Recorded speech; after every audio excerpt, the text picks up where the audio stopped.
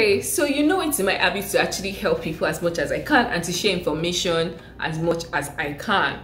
So today I'm just going to be sharing about what to have in mind when you want to write your book or your first book, or if you're considering writing a book.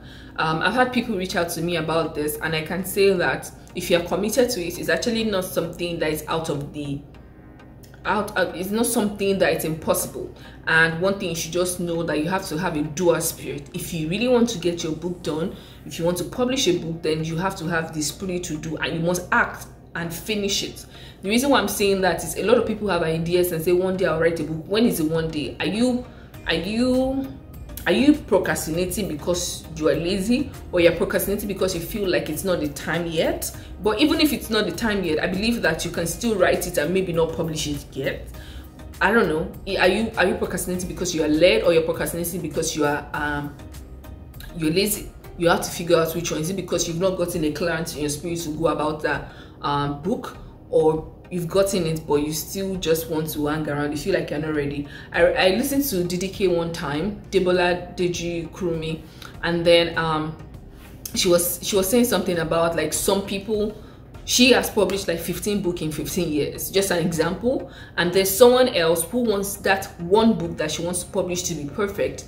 In the last 15 years, has not released any book, while she has published 15 books. And after the first book, you keep getting better because you realize the mistakes you made while that one is not perfect, and you keep getting better and evolving, and people are knowing you and you're selling your books, compared to someone that is waiting for 15 years to perfect one book. So in short, if you have an idea, push it forward. If you aspire to do something, push it forward. You don't have to wait until everything seems perfect before you launch out, in short. So I don't know what ideas you have in your mind. I don't know what you think you want to work on, but you feel like maybe you don't just have the energy to. I would advise that you have an accountability partner, someone that you can actually speak to and say, oh, I want to write a book this year. When do you want to write a book this year? When do you want to write it? When do you want to have it published? When do you want to release it? So if you have someone like that can reach out to you, how many chapters have you written this month? You know, if you believe you need an accountability partner, go for one. Go for someone that will push you. Go for someone that will inspire you, and yeah, just get it done.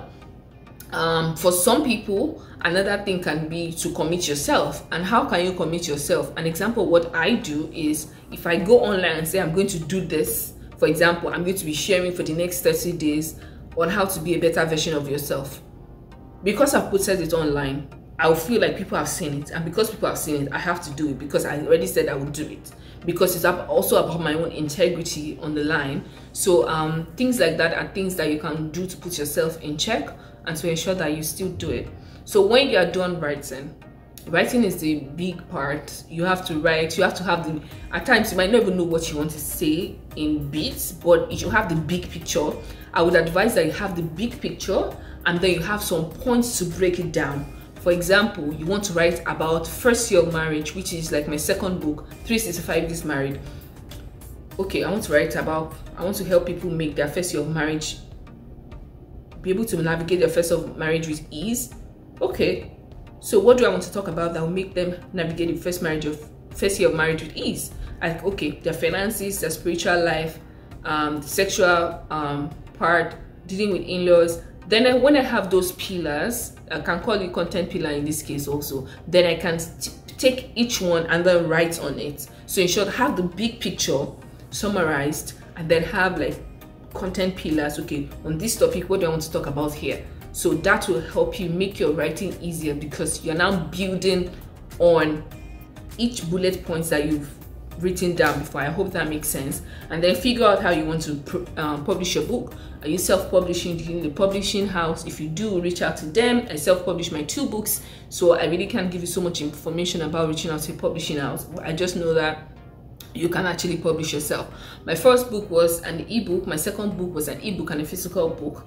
So you can print your books also by yourself. Work with editors. If you need to contact editors, let me know. I feel like this is something that if you are led to do, please do it. Do not limit yourself with fear or think about your inabilities. Just push it out. That's what I would say. Push it out. What's the worst that can happen anyways? Okay, let me know if you have any particular question about writing your book or putting your book out there. I'll be excited to help you on your journey. Yeah. And just know also, apart from writing books or any of those things, if you go on my Instagram page, there's a link there where you can speak to me one-on-one. Basically book a 15 minutes to 1 hour conversation with me, and then we can talk about anything ranging from your faith to your career to your relationship, and even in terms of writing book or whatever questions that you have. Let me know. And also do not forget to follow me on Instagram, the Hatching Lady. Have a great day. Bye.